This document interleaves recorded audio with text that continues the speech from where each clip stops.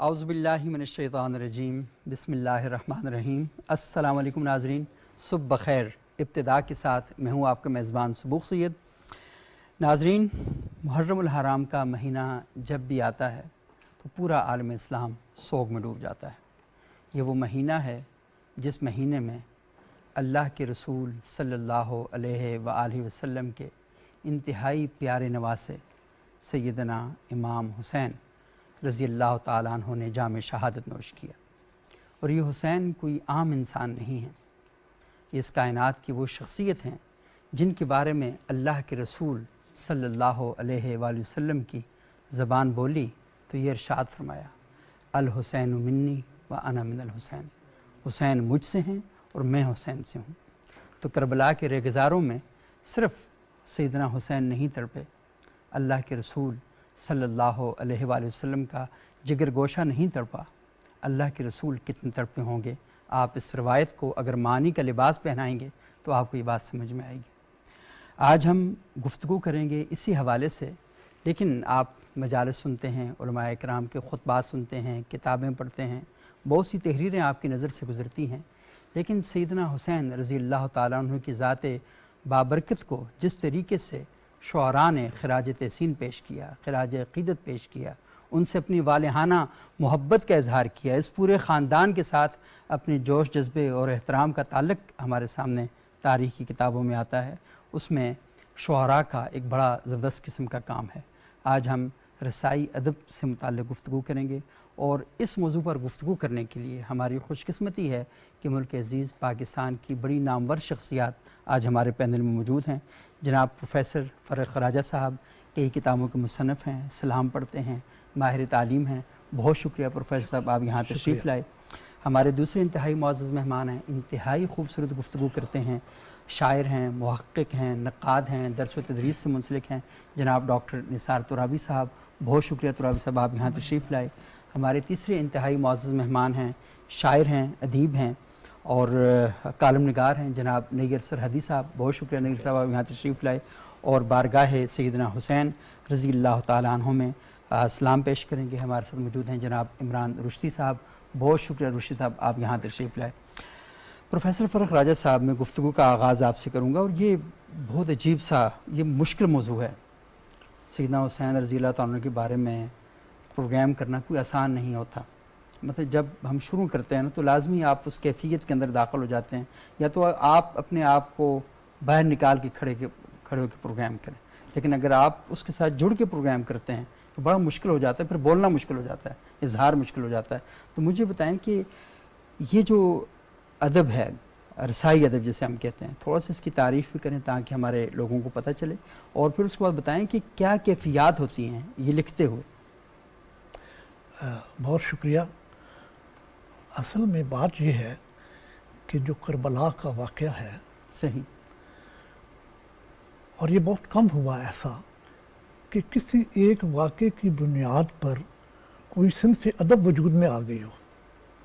بے شک، واہ واہ، بہت بڑی بات۔ یہ صنف ادب اگرچہ پہلے موجود تھی، صحیح، بالکل، لیکن وہ بہت محدود محدود حلقے میں تھی۔ جی ہاں، لیکن ٹرائی کی کہانیاں اس اور باقی واقعے میں، چیزیں اور جب بہت ہم محدود۔ اس واقعے کی گہرائی پر غور کرتے ہیں صحیح، تو ہمیں احساس ہوتا ہے کہ جناب رسول اللہ صلی اللہ علیہ وآلہ وسلم نے جس امت کو تیار کیا تھا، وہ ایک شخص کا انقلاب بظاہر، ایک شخص کا انقلاب، اس نے ایک بہت بڑی مملکت اپنی امت کے لیے تیار کی، اور پھر تاریخ نے ہمیں بتایا واقعات کیسے ہوئے، کیا ہوئے، یہ تاریخ دانوں کا کام ہے۔ لیکن تاریخ نے نتیجہ یہ نکالا کہ حضور کی قائم کی گئی اس مملکت میں 50 سال کے بعد وہی مسلمانوں کی مملکت، وہی مسلمانوں کی حکومت، وہی مسلمانوں کے شہر، لیکن ان کے پورے خاندان کو ذبح کر دیا گیا، اور اس میں کوئی قصور بھی نہیں ہے۔ تاریخ نے کوئی ان پہ الزام بھی نہیں لگایا، سوائے اس کے کہ انہوں نے بیعت کرنے سے انکار کر دیا۔ اور یہ آج کی ترقی یافتہ دنیا حیران ہے کہ اس بنیاد پر اللہ کے رسول کے خاندان کو ذبح کر دینا، تو یہ ایک ایسا انقلاب بپا ہوا لوگوں کے ذہنوں میں کہ جس کی وجہ سے ایک صنف ادب وجود میں آ گئی. ہم اردو ادب میں دیکھتے اردو ادب جہاں سے شروع ہوتا ہے، دکن سے شروع ہوتا ہے، اگر ہم زیادہ گہرائی میں نہ جائیں، صحیح. دکن سے شروع ہوتا ہے تو دکن کے جو بادشاہان تھے وہ محبان اہل بیت تھے. صحیح. اس دور میں ہی مرثیہ نگاری کو فروغ ملا، اور پھر اس کا دوسرا مرکز اودھ یو پی بنا، صحیح. جہاں پہ اس صنف نے عروج پکڑا، جہاں پہ انیس اور ضمیر جیسے شعراء آفاق شعراء نے اس صنف ادب کو کمال تک پہنچا دیا. صحیح.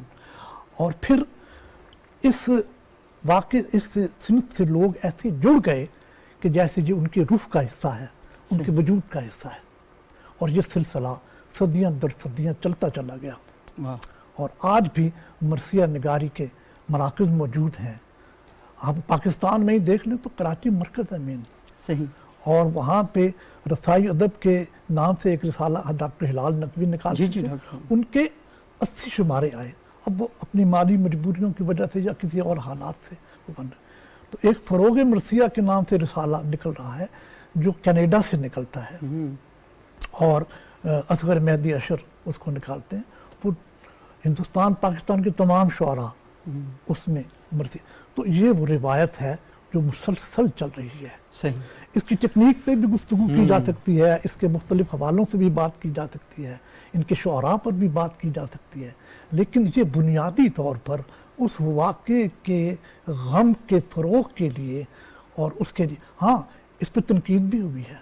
صحیح. اور اس پہ تنقید یہ کی گئی کہ بھئی اس صنف سے اس پہ فاروق صاحب اگر آپ اجازت دیں تو جی تنقید پر ہم ذرا بات کرتے ہیں. ٹھیک. پہلے ذرا اس پر ہم بات کر لیں. اور جی. یہ بڑی اہم بات آپ نے کی ہے کہ ایک واقعہ ہے، کم و بیش 14-15 گھنٹے کا واقعہ ہے، اور 14 صدیاں گزر چکی ہیں. نہ لوگوں کے آنسو تھمتے ہیں، نہ لکھنے والوں کی تحریریں ختم ہوتی ہیں، نہ وہ خون ختم ہوتا ہے. تو اتنا مطلب بے مثال واقعہ، اور تاریخ اس کو بھولنے کے لیے تیار نہیں. لوگ بڑے بڑے حادثے ہوئے دنوں میں بھول گئے، صدیاں گزر گئی، یہ حادثہ بھولنے کے لیے تیار نہیں. تو یہ جو اس کو شاعری میں بند کیا گیا ہے، تو نثار صاحب کیا کہیں گے اس پر؟ آپ اس پورے لٹریچر کی حیثیت پر آپ کیا کہیں گے؟ یہ جو 61 ہجری کو، جی جی 10 محرم الحرام 61 ہجری کو، یہ جو اسلامی مملکت وطن عزیز میں آج ہم اس موضوع پر گفتگو کر رہے ہیں، عراق کی وہ سرزمین جیسے کرب و بلا، صحیح. یعنی کرب اور بلا، یعنی اس خطے کا نام ہی ایسا ہے کہ جس میں کرب ہے اور بلا ہے، بالکل. اور یعنی مصائب کی اماج کا دکھ ہے وہ اور ایک جگہ تکلیف ایسا ہے. دکھ اور تکلیف جہاں پہ ہے. صحیح. وہاں پر جب یہ واقعہ آیا تو ہم یہ دیکھتے ہیں کہ 72 جانشینوں کے ساتھ امام مظلوم کربلا نے اپنے خانوادے کی جو قربانی دی ہے، اس قربانی میں وہ کون سی ایسی خاص بات تھی کہ جس کے بارے میں آج اتنی 100 صدیاں گزرنے کے باوجود بھی یہ سلسلہ جو ہے وہ کم ہونے میں نہیں آ رہا، بلکہ حضرت امام علی مقام کے ساتھ جڑے رہنے کی جو کیفیت ہے، فکری سطح پر بھی، جذباتی سطح پر بھی، روحانی سطح پر بھی، سماجی سطح پر بھی، تو وہ کیوں ہے؟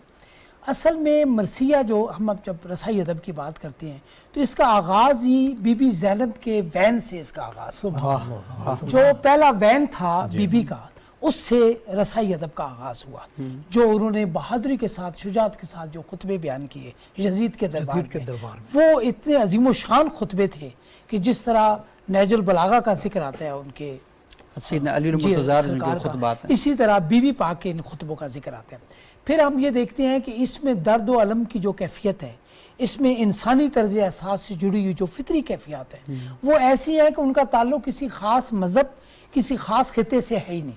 جیسے ہم نعت کے بارے میں بات کر رہے تھے کہ نعت کا جو موضوع ہے اس میں غیر مسلموں نے بھی اپنے حصے کا کردار ادا کیا ہے. اسی طرح درد و علم میں اس میں کیفیات ہی ایسی تھیں. یعنی آپ یہ دیکھیے کہ حسین غم میں تیرے کائنات روتی ہے، حسین غم میں تیرے کائنات روتی ہے، نکل کے روتا ہے دن، چھپ کے رات روتی ہے. اب آپ یہ دیکھیے نا کہ یعنی یہ ہے کہ یہ فطری کیفیات ہیں ہماری، کہ جو درد و علم کی جو کیفیات تھی. پھر ایک طرح کا حق کا، ایک طرف حق ہے اور ایک طرف باطل ہے.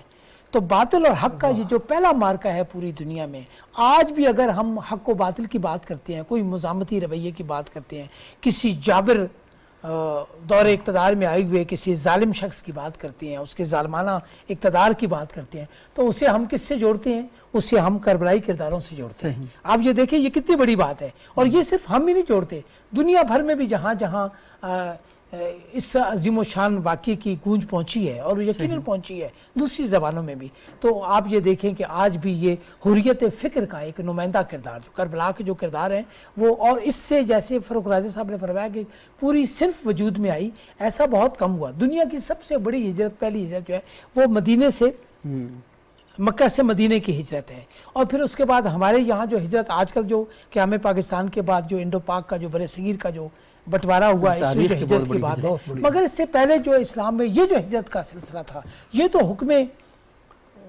رب تعالیٰ تھا نا، کہ ظاہر ہے کہ ان کے حکم کے مطابق تو کوئی بات نہیں ہو سکتی، اللہ پاک کو یہی منظور تھا، حق و باطل کا یہ جو معرکہ تھا یہ ہونا تھا، اور اسلام کی آبرو جو ہے وہ ان 72 جانثاروں نے آبرو رکھنی تھی، اور یہ سلسلہ جو ہے یہ قائم و دائم ہونا تھا۔ تو ہم یہ دیکھتے ہیں کہ سلام کی روایت، نوحے کی روایت، بین کی روایت، اور یہ جتنی بھی واقعات کربلا کے تناظر میں اس کے جو سماجی اور اس کا جو ایک پس منظر ہمارے سامنے آتا ہے، اس کے تناظر میں یہ چیزیں آتی ہیں، تو یہ آج کی بات نہیں ہے۔ جیسے قلی قطب شاہ کی بات ہوئی، کلیات قلی قطب شاہ جو ہے یہ باضابطہ اردو کے پہلے شاعر ہے۔ اب فارسی کی روایت تو بہت قدیم ہے، مگر ہم اردو کی روایت میں جب آتے ہیں مرثیے کے رسائی ادب کی، تو ہم یہ دیکھتے ہیں کہ اس میں دکنی زبان میں ایک پورا مرثیہ جو ہے موجود ہے۔ پھر مرثیے کی جو مختلف اقسام ہیں اس میں بھی آپ دیکھیں، مثلا علامہ اقبال نے اپنی والدہ ماجدہ کے نام جو مرثیہ لکھا وہ شخصی مرثیہ ہے، اگرچہ وہ شخصی مرثیہ ہے مگر اس میں بھی درد کی کیفیت ہے، ایک عظیم و شان رشتہ جو ہے وہ ان سے جب جدا ہوا تو ان کے غم میں جو کچھ کنا۔ اسی طرح غالب نے جو مرثیہ کہا، داغ نے جو مرثیے لکھے، اور حالی نے جو مرثیے لکھے، آپ یہ دیکھیں یہ تمام کے تمام مرثیے جو ہے یہ رسائی ادب میں اس طرح تو شامل نہیں ہے جس طرح ہم، کیونکہ رسائی ادب کی جب ہم بات کریں گے تو رسائی ادب سے مراد واقعات کربلا کے ذیل میں جو واقعات ہوئے ہیں اس کے پس منظر میں جو واقعات ہیں، جو حالات، وہ اصل میں رسائی ادب تو وہ ہے، یعنی امام مظلوم کربلا اور ان 72 جانثاروں کی شہادت جو ہوئی ہے، اس شہادت کے غم میں وہ جو کچھ جذبات بیان کیے گئے ہیں شعراء نے، وہ جو سلام کی شکل میں ہے، نوحے کی شکل میں ہے، وہ تمام کردار جو واقعات کربلا کے تناظر میں ہمارے سامنے آتے ہیں۔ جیسے حور کا کردار ہے، حور کا کردار سرکار عباس کا کردار جو ہے ایک بہادری اور شجاعت کا کردار کی صورت میں ہمارے سامنے ہے۔ آج بھی اگر ہم مطلب یہ کہ نعرہ لگاتے ہیں، نعرہ حیدری لگانے کے ساتھ ساتھ جب ہم یہ حر کی بات کرتے ہیں یا اس میں عباس علمبردار کی بات کرتے ہیں تو اس میں ہم وفا کی بات کرتے ہیں، استقامت کی بات کرتے ہیں۔ تو گویا یہ واقعہ کربلا جو ہے یہ محض ایک واقعہ نہیں ہے، بلکہ اس سے پورے عالم اسلام میں ایک طرح کا یہ گویا یہ دین اسلام کی ان بنیادی اقدار سے جڑے رہنے اور ان کی ترویج کا یہ ایک ذریعہ ہے۔ جب ہم حق کی بات کرتے ہیں تو ظاہر ہے ہم دین اسلام کی بات کر رہے ہوتے ہیں، کیونکہ ہمارا دین حق جو ہے الحمدللہ ثم الحمدللہ، ہر آدمی جو ہے وہ دین فطرت پر پیدا ہوتا ہے، مگر ہمارے یہاں جو ہے دین اسلام کا الحمدللہ جو حقانیت کا جو سلسلہ ہے وہ تمام مذاہب میں ظاہر ہے کہ آپ یہ دیکھیں کہ شروع سے لے کر اب تک اس میں اضافہ ہی ہو رہا ہے، اور اس کی جو برکتیں ہیں تو یہ سارے کردار جو ہیں وہ مل کر ایک اس طرح کی ایک فضا بناتے ہیں کہ جو فضا ہمیں درد و غم کی کیفیت سے بھی آشنا کرتی ہے، انسانیت سے ہمدردی بھی سکھاتی ہے، اس میں تمام اخلاقی اور اسلامی اقدار اور شاعر سے محبت کا درس بھی ہمیں ملتا ہے۔ یعنی جب وہ پیاس کی بات کرتے ہیں تو اس میں دیکھیں ایثار موجود ہے، یہ پانی آتا ہے تو پانی سب سے پہلے چھوٹے بچوں کو پلایا جاتا ہے، پہلے خواتین کو پلایا جاتا ہے، پہلے بوڑھے، پھر اسی طرح جو ہے جب پردے کی بات آتی ہے تو پھر ان مطلب جو عصمت جو ہے نا آشنا جو بیبیاں ہیں ان کے ساتھ پردے کا اہتمام کیا جاتا ہے، خیموں کی بات آتی ہے۔ تو یہ جتنی لفظیات آئی ہیں اس میں، جتنی اس روایت کے ساتھ جڑی ہوئی جو تراکیب ہیں، جو محاورے ہیں، جو بندشیں ہیں، یہ بڑی یہ میں آپ سے تھوڑا سا جاننا چاہوں گا اگلے اس میں کہ یہ جو رسائی ادب ہے اور خصوصاً مرثیہ، اس میں جو بنیادی اجزاء ہیں وہ کیا کیا ہوتے ہیں؟ مطلب جب ہم مرثیہ پڑھتے ہیں یا سنتے ہیں یا کوئی لکھتا ہے تو بنیادی اجزاء کیا ہیں؟ میں تھوڑی دیر بعد آپ کی طرف آؤں گا۔ نیر سرحدی صاحب، یہ واقعہ اس نے بڑا ایک اثر کیا، اور لازمی اس اثر کو منتقل کرنے میں اس واقعے کو نثر کا بھی بڑا ہاتھ ہے، علماء نے، ذاکرین نے، لکھنے والوں نے بڑے خوبصورت انداز سے اس روایت کو سینہ بسینہ ہم تک پہنچایا، لیکن یہ جو شاعری کی اس میں بیان ہوا ہے اس کا ایک بہت بڑا رول ہے، کیونکہ جب جلوس نکلتے ہیں تو ہم دیکھتے ہیں جلوس کے ساتھ نوحہ پڑھا جاتا ہے، مرثیہ پڑھا جاتا ہے، سوز و سلام ہم دیکھتے ہیں ساری، تو پوری کا پورا ایک جیسے پروفیسر صاحب نے بتایا کہ ایک واقعے کے ساتھ جڑی اتنی چیزیں ساری ہمارے سامنے آئی ہیں، اس پر کیا کہیں گے آپ؟ سبوق صاحب میں یہ گزارش کروں گا کہ جیسے ہمارے شرکاء ماشاءاللہ بڑی انہوں نے خوبصورت گفتگو کی، اور میں یہ سمجھتا ہوں کہ واقعہ کربلا کے بعد ہی رسائی ادب کا آغاز ہوا، اور میں یہ سمجھتا ہوں کہ میر انیس، میر دبیر اور ان لوگوں نے مرثیے، سوز اور سلام میں بہت بڑا کام کیا. صحیح. اب تک بھی شعراء کر رہے ہیں، ان میں محسن نقوی مرحوم. اچھا، اسی طرح ہمارے ڈی خان کے ایک بڑے ممتاز شاعر تھے، اب ان کا انتقال ہوا ہے، عبداللہ یزدانی. جی جی. اچھا، اسی طرح بہت سے ایسے شعراء ہیں. اور چونکہ آغاز میں مجھے جناب ڈاکٹر نثار ترابی نے یہ بھی کہا کہ چونکہ آپ کا تعلق خیبر پختونخوا سے ہے، تو آپ پشتو کے حوالے سے بتائیے گا کہ رسائی ادب میں پشتو میں کہاں کہاں کام ہوا ہے. تو میں یہ سمجھتا ہوں کہ امیر حمزہ خان شنواری سر فہرست ہیں جنہیں شاعر اہل بیت کہا جاتا ہے. صحیح. یعنی یہ ان کا ایک اعزاز ہے. اچھا، اسی طرح اب دور جدید میں پروفیسر ڈاکٹر عباسین یوسف زئی، بہت سے مرثیے انہوں نے لکھے، بہت سی ہمارے استاد ہیں. جی ہاں، کوئی شک نہیں. پروفیسر داور خان داؤد، آپ نے نام سنا ہوگا. ڈاکٹر علی خیل دریاب ہیں. اس طرح جناب جمیل خان کاچو خیل ہیں. یہ سارے وہ لوگ ہیں جنہوں نے مرثیے میں بہت بڑا کام کیا ہے. اچھا، ایک بات میں بتاؤں جو ڈاکٹر صاحب سے میں اتفاق کرتے ہوئے، کہ رسائی ادب میں جو سب سے بڑی چیز اٹریکٹیو ہے اور جس نے یعنی اس واقعے کو ہر دل اور ہر ذہن تک پہنچایا ہے اور ہر طبقہ فکر کے لوگوں تک پہنچایا ہے، وہ میری، چونکہ میں لکھتا اردو میں ہوں، میری مادری زبان جو ہے وہ سرائکی ہے اور پدری زبان پشتو ہے. میرے والد کی زبان پشتو ہے، والدہ کی زبان جو ہے وہ سرائکی ہے. تو میں سرائکی ادب سے بہت قریب ہوں، کیونکہ میری ماں کی زبان ہے. میں نے پہلی لوری جو ہے وہ سرائکی میں سنی. یہ جو آپ فرما رہے تھے بین، اردو میں اس کو بین کہتے ہیں. یہ سرائکی کا ٹپکل لفظ ہے وین، اس کو کہتے ہیں وین. یہ وین جو ہے یہ صرف اور صرف سرائکی زبان نے انٹروڈیوس کرایا ہے. اور اور اسی نے مرثیے اور سوز اور نوحے میں جو ایک طاقت بھری ہے اور جو اس کو ایک خاص انداز میں سامنے لائے. مثلا میں آج اس توسط سے اور تبرکن سرائکی کے 2-4 اشعار جو ہے وہ ترنم میں آپ کی نظر کروں گا. وہ اب اس طرح ہے، اس کا منظر نامہ کچھ ایسا ہے، ڈاکٹر صاحب اس کو سمجھیں گے، کہ جب یہ واقعہ ہو گیا اور اس کے بعد بی بی حضرت زینب علیہ السلام وہ جب آئیں روضہ رسول پہ، تو روضہ رسول پہ انہوں نے آ کر کیا گفتگو کی، اس کو سرائکی شاعر نے اپنے الفاظ میں بیان کیا، وہ میں آپ کی نظر کروں گا. نانا میں دیکھ ایاں بازار شام والے، قیدان بھیندی رہیاں. نانا میں دیکھ ایاں بازار شام والے، قیدان بھیندی رہیاں.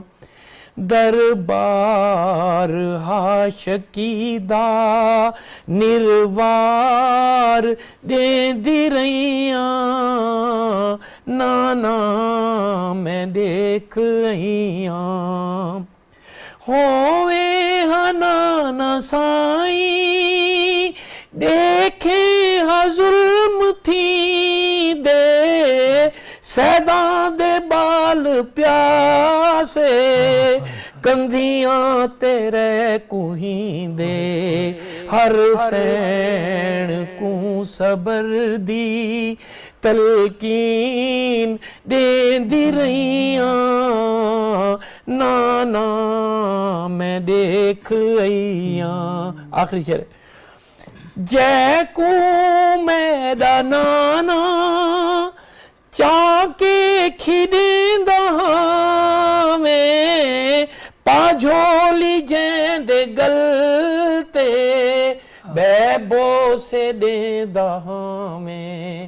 رہا بے کفن مسافر چارے کریں دی رہیاں.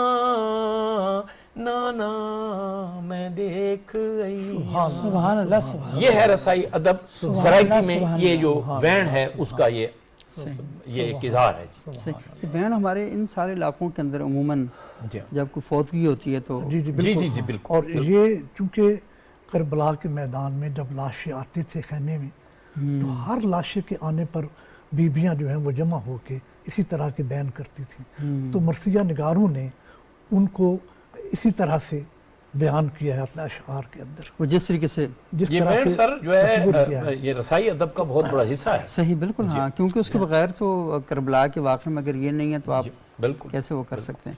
اچھا، بہت ہی اچھی ہماری ڈیبیٹ چل رہی ہے اور کچھ سوالات بھی ہیں۔ وقفے کے بعد ہم دوبارہ آپ کی خدمت میں حاضر ہوں گے اور سوالات آپ کی خدمت میں رکھیں گے۔ ناظرین ایک چھوٹا سا وقفہ لیتے ہیں، وقفے کے بعد آپ کی خدمت میں حاضر ہوں گے اور سلسلہ کلام کو ہم آگے بڑھائیں گے۔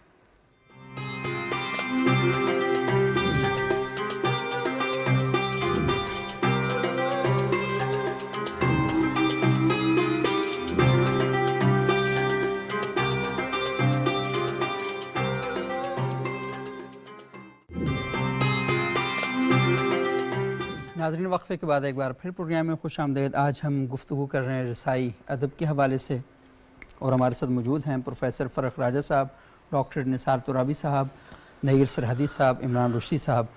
میں پروفیسر فرخ راجہ صاحب جی آپ سے ذرا بات کرنا چاہوں گا۔ آپ نے ابھی بتایا کہ وین جو ہے وہ اس کا باقاعدہ جب لاشیں آتے تھے میدان کربلا میں خیموں کی طرف تو بیبیاں ان لاشوں کو دیکھتی تھیں اور پھر وہاں پر ہر اس کے بارے میں بیان کرتی تھیں۔ مجھے تھوڑا سا بتائیے گا قصیدہ اور مرثیہ یہ کیا ہے؟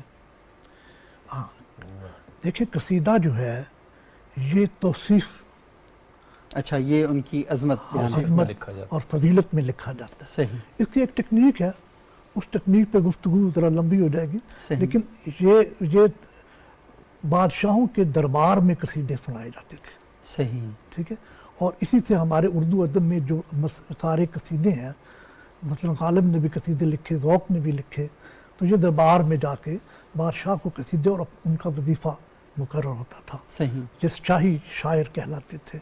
اسی طرح سے جو کسی کی مدح میں ایک نعتیہ قصیدے بھی لکھے جاتے ہیں مولا رسول اللہ کی شان میں، اہل بیت کی شان میں، تو جو ان کے فضائل پر مبنی ہوتے ہیں۔ مرثیہ جو ہے وہ اصل میں رسار کا لفظ ہے میت پر رونا، یہ اس کا مطلب ارسا کا مطلب صحیح میت پر رونا۔ صحیح تو اس لحاظ سے جو رسائی ادب ہے وہ اس وقت شروع ہوتا ہے جب کوئی مظلومیت سے مارا جاتا ہے، صحیح ٹھیک ہے، اس کو کس طرح سے وہ یعنی کربلا کے حوالے سے کہ کس طرح سے کربلا کے میدان میں پہلے تو ایک ایسی جگہ پر ان کو قیام پر مجبور کیا گیا جہاں پانی پر قبضہ کر لیا گیا دریا صحیح۔ پر، اور اگر وہ لڑنے کی نیت سے آئے ہوتے تو وہ اپنے ساتھ فوجوں کو اکٹھا کرتے، وہ ان کو بیویوں کو لانے کی کیا ضرورت تھی، وہ نہ لاتے، کیونکہ وہ لڑنے کے ارادے سے نہیں آئے تھے، بلکہ امام حسین علیہ السلام کے خطبے کے لفظ ہیں کہ میں بگڑی ہوئی امت کی اصلاح کے لیے جا رہا ہوں۔ صحیح اچھا، پھر جو لوگ ان کے ساتھ شامل ہونا چاہتے تھے تو اس دور کی روایت کے مطابق مولا حسین ان سے خطاب کرتے تھے کہ بھئی دیکھیں یہ جنگ نہیں ہونی، یہ ہم لوگ مرنے کے لیے جا رہے ہیں، غنیمت مال غنیمت نہیں ملنا وہاں سے، اس لیے لوگ چھوڑ گئے، صرف 72 لوگ رہ گئے، باقی سارے چلے گئے۔ صحیح اور اس پہ بھی امام حسین علیہ السلام کا جو انداز تھا وہ یہ تھا کہ عاشور کی شب چراغ بجھا دیا، صحیح اور جو موجود رہ گئے تھے ان سے کہا کہ جو جانا چاہتے ہیں چلے جاؤ، میں تم سے اپنی بیعت اٹھاتا ہوں صحیح اور میں تمہاری جنت کا ضامن ہوں، مجھے اللہ کی طرف سے، یہ رسول کی طرف سے یہ اختیار ہے، میں تمہیں تم چلے جاؤں، صحیح لیکن وہ نہیں گئے۔ تو یہ وہ 72 تھے جنہوں نے کم از کم مسلمان امت کی لاج رکھ لی۔ صحیح، بے شک بے شک۔ اچھا، یہ بڑی اہم ہے، آپ نے جو قصیدے میں اور مرثیے میں فرق بیان کیا۔ نثار ترابی صاحب یہ تھوڑا سا بتائیے گا کہ یہ جو ہم مرثیہ لکھتے ہیں اس کے بنیادی جو اجزاء ہیں وہ کیا کیا ہیں مرثیے کے؟ مرثیہ دراصل بین نوحہ اور ان سے ملی جلی جتنی بھی اصناف ہیں جن کا تعلق رسائی ادب سے ادب سے ان سب کی خصوصیات مرثیہ میں اس لیے شامل ہوتی ہیں کہ مرثیہ کو بام عروج بخشا میر انیس اور مرزا دبیر نے۔ انہوں نے وہ تمام اجزاء جو ہمارے یہاں کلاسیکی شعری روایت سے اردو شعری روایت تک ہم تک پہنچے ہیں، اس میں نہ صرف انہیں شامل کیا بلکہ اس میں اضافے بھی کیے، اس میں بعض تجربے بھی کیے۔ وہ حیات کے تجربے تو اتنے زیادہ نہیں تھے، مگر اس میں اس صنف کے امکانات یوں بہت زیادہ ہوئے کہ مثال کے طور پر رجزیہ بیان عام طور پر عربی شاعری سے فارسی شاعری میں ہمارے یہاں آیا کہ دو بہت بڑے اکھاڑے، ایک اکھاڑے میں دو پہلوان جب اترتے تھے تو ہر ایک پہلوان کا قدیم ہم عرب کی جو روایت تھی اس میں ان کے اپنے قبیلے کے جو لوگ تھے وہ وہاں پر دف بجاتے اور باقاعدہ وہ ایک طرح کا گرمجوشی کا والہانہ استقبال کرتے تھے اپنے پہلوان کے آنے کا کہ ہمارا پہلوان، پھر اس کی شان میں وہ قصیدے پڑھتے تھے، رجزیہ بیان ہوتا تھا۔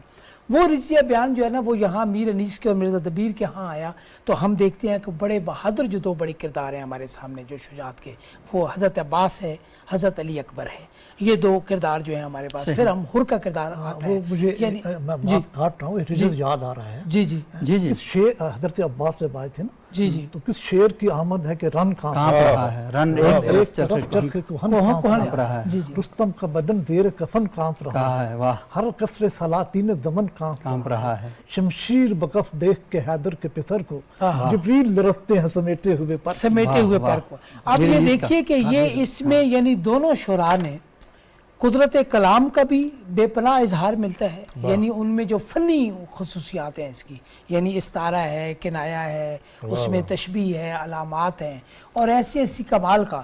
پھر اس میں جیسے گریز کا پہلو اس میں آتا ہے، شہادت کا پہلو اس میں آتا ہے، پھر اس میں نصیحت آتی ہے، دعائیہ لب و لہجہ ہے، اس میں تلوار زنی کا یعنی بہادری کا چہرہ ہے اس میں جو ہے۔ تو یہ سارے مختلف اجزاء جو جب آتے ہیں تو آخر میں یعنی وہ جو ایک گریز کے بعد یعنی دعائیہ جب پہلو آتا ہے اس میں وہ ایک طرح کا یعنی اس کی عمر دیکھ کر کردار کی جو سطح بنتی ہے، جو مقام بنتا ہے اس کے مطابق اگر یعنی ماں کا اگر اس میں کردار ہے تو ماں اپنے بیٹے کے لیے جو دعا کرتی ہے تو اس میں بڑا بڑا عمدہ انداز میں اور وہ فطری جذبات کا اظہار جو کیا گیا ہے، اور اس میں ثنائے و بدائے کا تو دریا بہا دیے گئے ہیں۔ یعنی ایسا ہے کہ شاعری میں عام طور پہ کہا جاتا ہے کہ اگر آپ نے اردو شاعری میں لفظیات کا ایک پورا جہان دیکھنا ہو تو مرزا انیس اور مرزا دبیر کے ہاں دیکھیے، یعنی ان کے ہاں لفظیات جو ہے وہ فنی سطح پر جو سربلندی تھی وہ ان کے ہاں ہمیں ملتی ہے۔ اور آپ یہ دیکھیں کہ موضوع بظاہر تو کہا جاتا ہے کہ موضوع سمٹا ہے، یعنی ایک طے شدہ موضوع ہے، اس طے شدہ موضوع کو کتنے امکانات انہوں نے بخشے ہیں، اس کو انہوں نے کتنے تجربات سے گزارا ہے اور اس میں کتنے انہوں نے لسانی اس میں خوبصورتیاں پیدا کی ہیں، کتنی خیال کی رفتیں پیدا کی ہیں، تخیل کی اتنی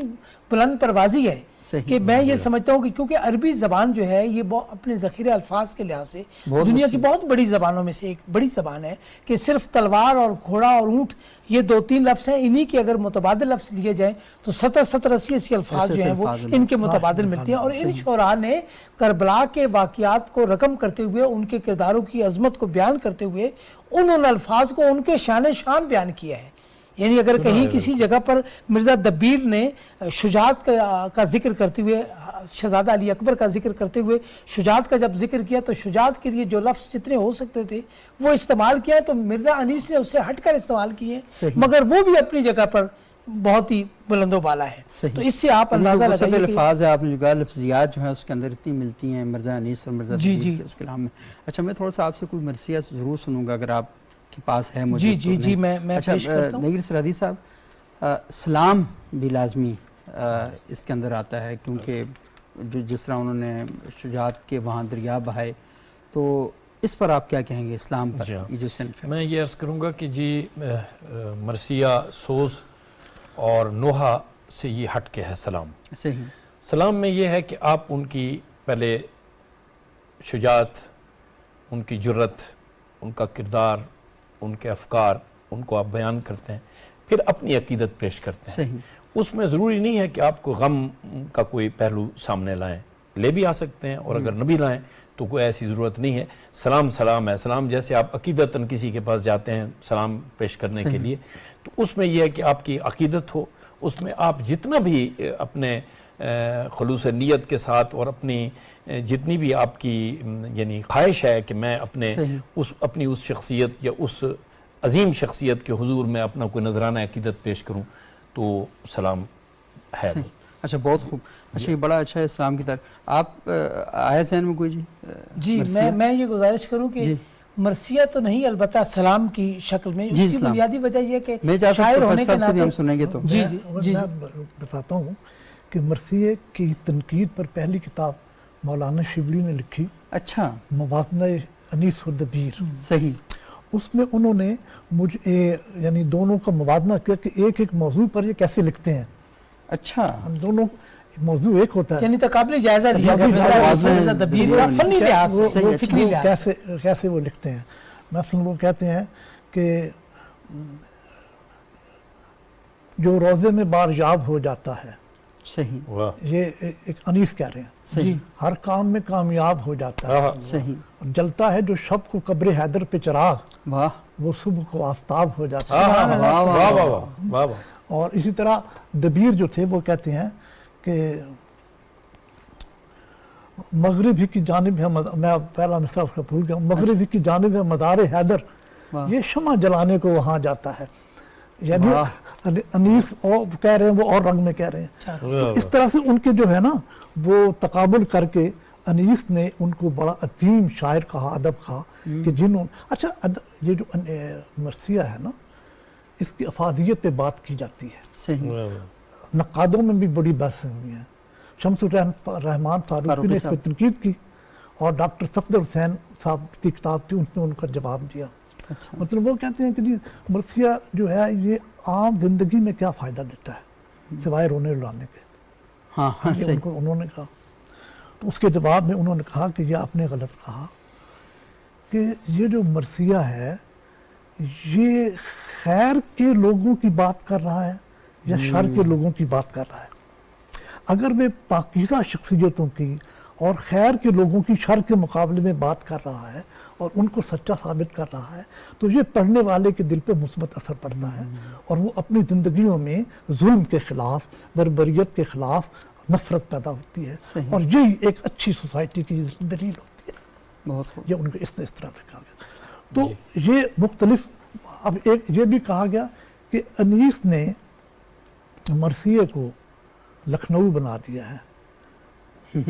یعنی کربلا میں جو انہوں نے تہذیب پیش کی ہے وہ لکھنؤ کے غم جس طرح سے لکھنؤ میں منایا جاتا ہے انہوں نے اسی طرح سے اسے کربلا میں پیش کیا ہے. یہ ایک تنقید نقاد جو آپس میں کرتے ہیں.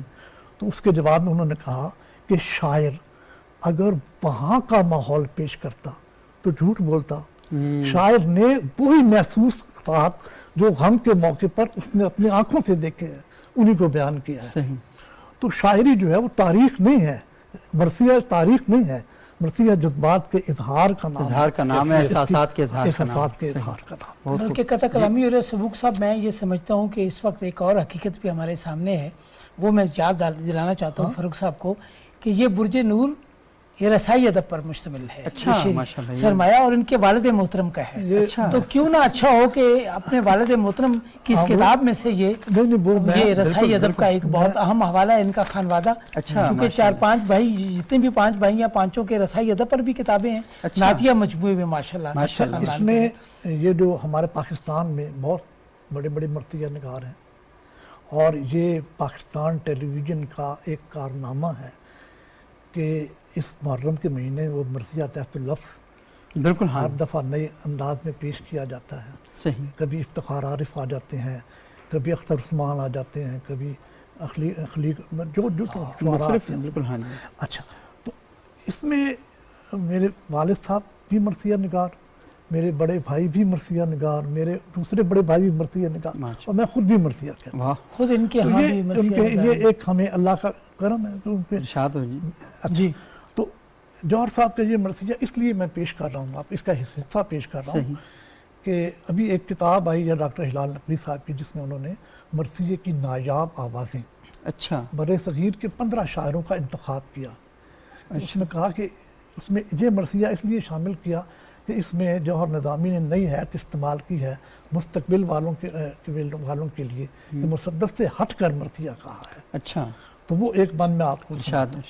یعنی حیاتی تجربے کی ایک شکل ہے، اور ڈاکٹر ہلال نقوی صاحب نے رسائی ادب کے تناظر میں بہت اہم کام کیا ہے۔ وہ بہت بڑا نام ہے۔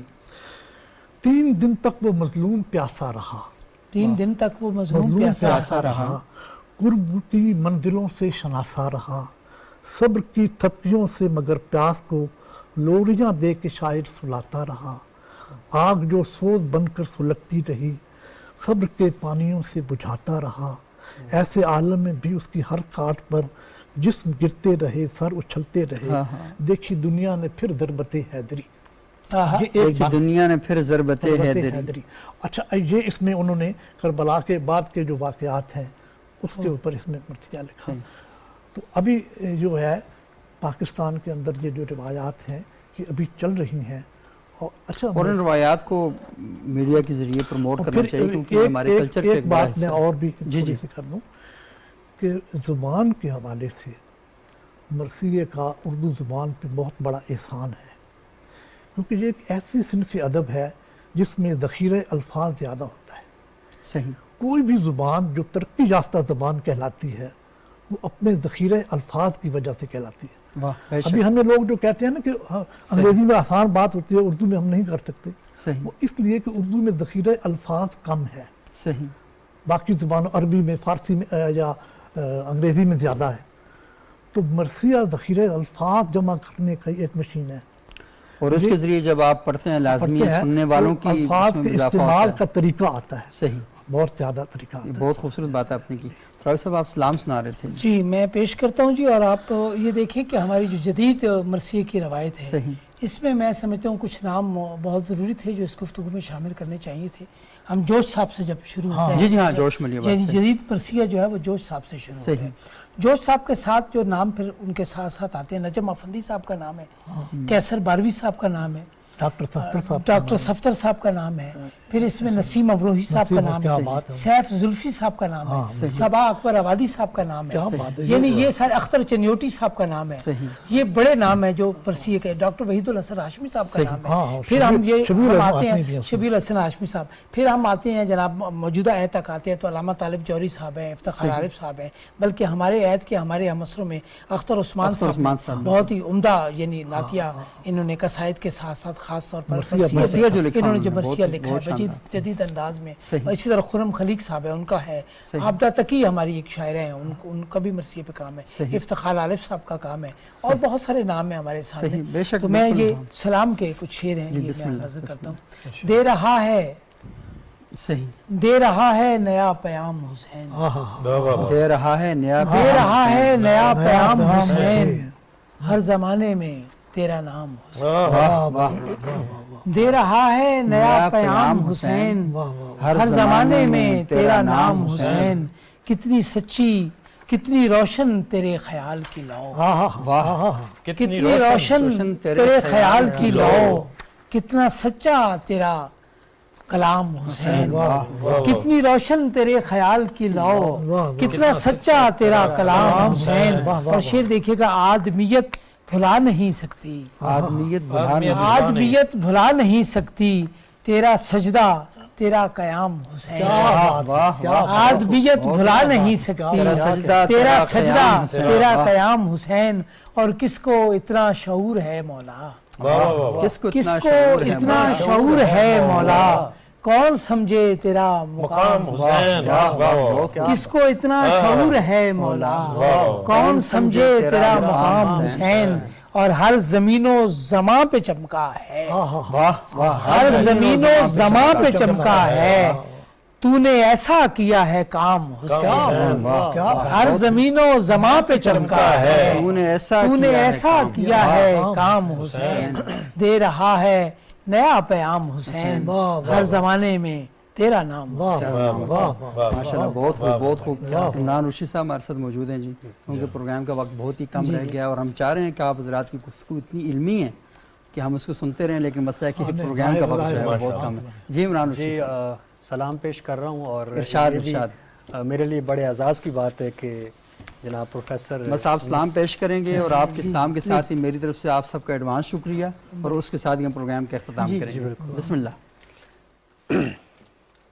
فرات درد سے لبریز اپنا سینہ ہے، فرات درد سے لبریز اپنا سینہ ہے، غم حسین کی سرشاریوں میں جینا ہے، فرات درد سے لبریز اپنا سینہ ہے، یہ غم وہ غم ہے جو آنکھوں کے واسطے ہے شفا،